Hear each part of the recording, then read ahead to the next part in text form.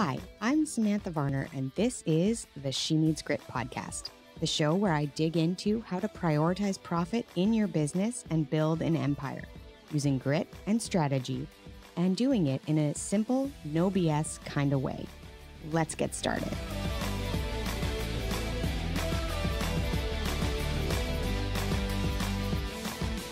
Hey, this is Sam from She Needs Grit podcast, and I am here today to talk to you about ways you can build your business without social media. Now, just as a caveat, a little notice, I'm a big believer in social media, and I think it's an amazing way to grow your business. But what I do know is that it is not the only way to grow your business. And so today I wanted to talk through 4 different ways that I have implemented in my own business and believe that you can implement in yours to grow your market, sell your product or your service, and make more money. So let's dive in. Okay, I'm going to start from the bottom up in my list because the big one I'm going to save till the end. It is my favorite and it is the thing that I do the most. But first off, I want to talk about podcast guesting. This is a strategy that I first was introduced to, I guess really when I started listening to podcasts, I realized people were being the guest on podcasts and I was listening to them. And then if I was interested, I was going to find that guest, right? I was tracking down their website or wandering onto their social media or doing something of that nature. So my brain, being what it is, thought, okay, if I was to start being a guest on podcasts, that would get me in front of audiences that I don't currently get in front of and be an introduction, right? It's kind of like a podcasting billboard in front of other people's audiences, like a completely different highway than what I'm currently on. And so this was something that I started looking at. I have, for the last 2 years, maybe 18 months, have been investing in services to help me get booked on podcasts. And before that, and kind of organically, I have also had opportunities to be a guest on podcasts in that way. I'm going to give you just a very high level. Here are 3 things that might make you consider podcast guesting. The first thing is, if you are a comfortable speaker or want to become a more comfortable speaker, and you have a good story, you have a good way of kind of talking about your business, and you have a call to action, you are capable of being a guest on a podcast. You want to always remember to stay relevant to their audience. You are not there to sell yourself. You are there to offer something of value to their audience that makes them look like a rock star for putting you in front of their audience.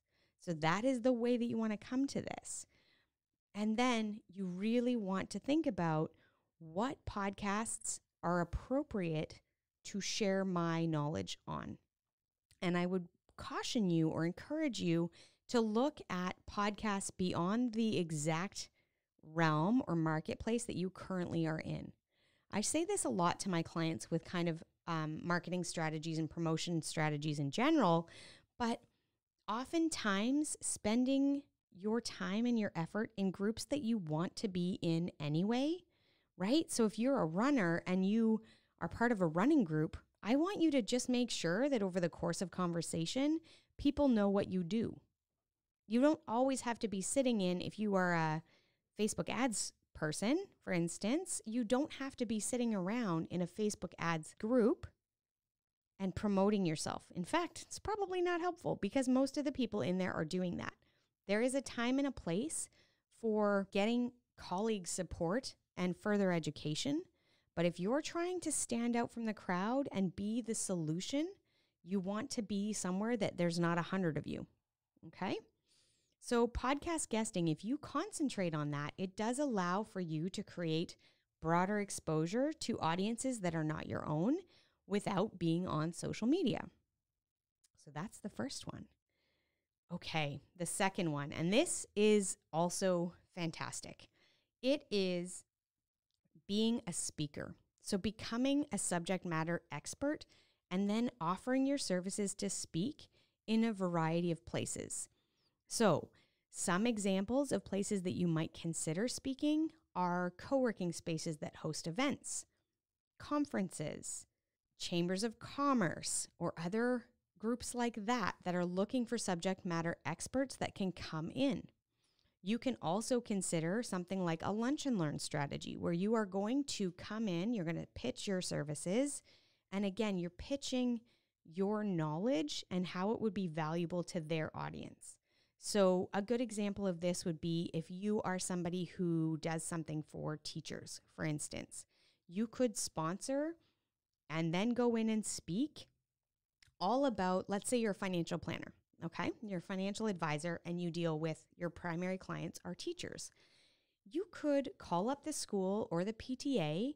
You could make an arrangement to come and do an educational learning seminar. Now, you again are not pitching. I can't encourage you enough to don't go in there and do like the ShamWow commercial. It will not work. But if you go in there and you provide real value and information that all of your potential audience could value and benefit from, that is greatly, greatly appreciated and can have massive impact for you. So that is a way to start considering when you think about in your daily life or where your potential clients are, can you be a speaker in those areas? Can you stand up in front of a room, teach some concepts, share some knowledge, give some value, and be able to build some of your client base from there? The next one I'm going to talk about is referral partners. Now, I know that if you are in a business, service-based business, you understand the concept of referrals, right? Someone sends somebody over to you because they think that that person would value from your business. That is very important. And having a strategy around maintaining that referral source and that group of people that refer to you is critical. What I want you to even more consider is referral partners. Who makes sense for your business to partner with and allow you to create reciprocal referral arrangements? So let's go back to the financial advisor example. Okay, you're a financial advisor. Who would be a reasonable person that could create for you referrals that you could also create referrals? I would suggest that somebody like a general insurance agent would be a good referral source for you, right? I'm talking to these people, they're talking about their boat insurance and their motorcycle, and they mention the fact that they need to figure out how to build more wealth. And one of the ways you can do that as a financial planner might be different insurance, but personal insurance, not general.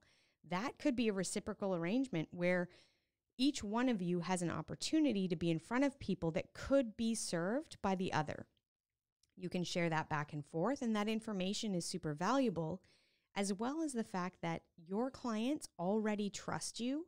And if you refer them out to somebody, just like when you tell your friends about some amazing thing or a great business that you've gone to, that carries a lot of weight. So taking time and creating a strategy around referral partners and how that would look for your business can be very, very lucrative for both of you. Okay, now number 4. This is my favorite, you guys, is networking. Now, you can do networking online or you can do networking in person. And of course, dependent on where we are with the COVID situation and where you live in the country, that shifts a little bit.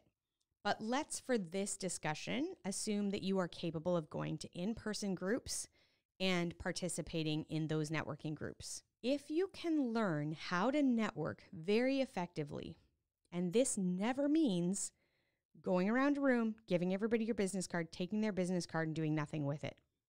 But I'll tell you, 95% of people who go to networking events, that is what they do. Instead, if you can create for yourself a strategy around networking, so groups that make the most sense, they've got potential clients in there or their audience is your audience, that makes a lot of sense. And you are going to these groups with the expectation that you are building personal relationships. Networking is never like hey, I went to a networking group and I got 5 new clients. That is not how it works.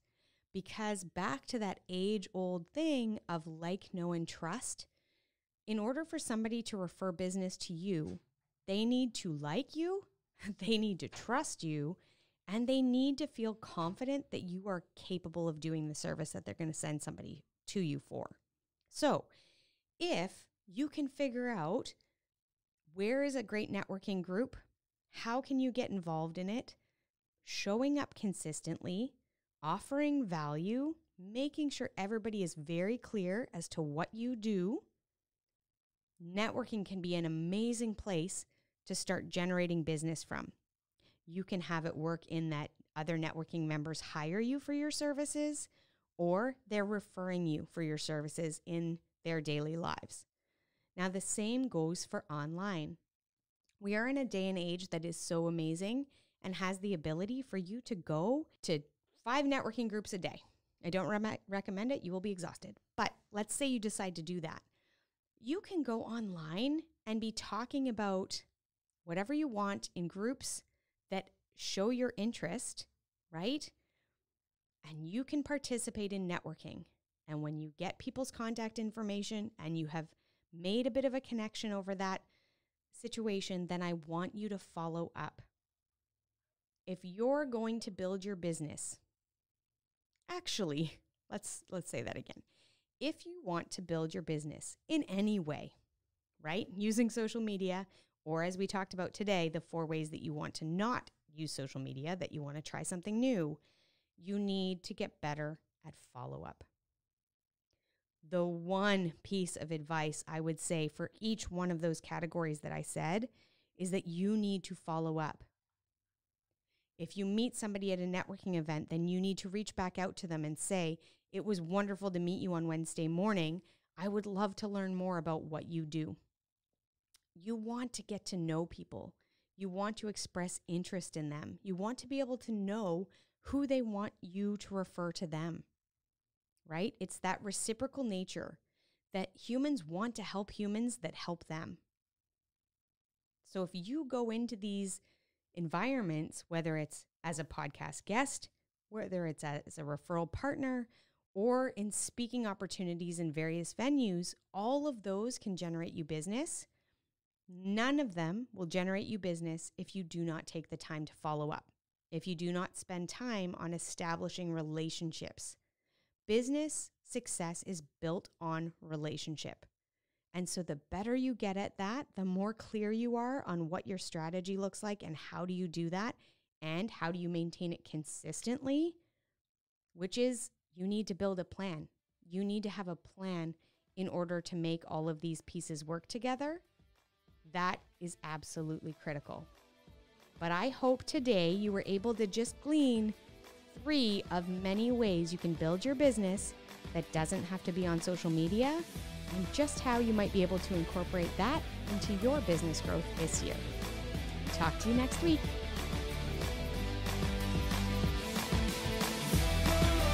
Are you ready to build your business to 6 figures?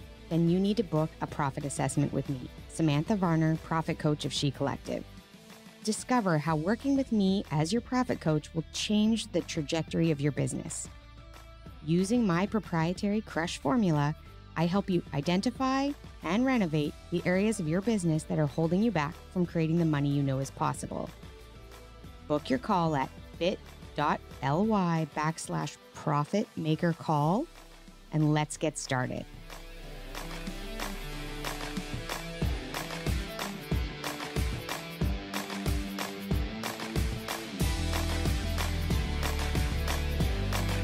All right, that's a wrap for this week.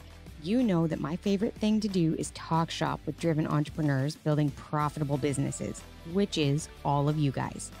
I love all of the feedback that I am getting from you and the comments. Please keep them coming. Rate or review the show in your podcast player. This allows other gritty women to find this podcast and create their best business life too. As always, come and visit me on Instagram at shecollective.biz or BIZ if you're in Canada. We'll talk soon.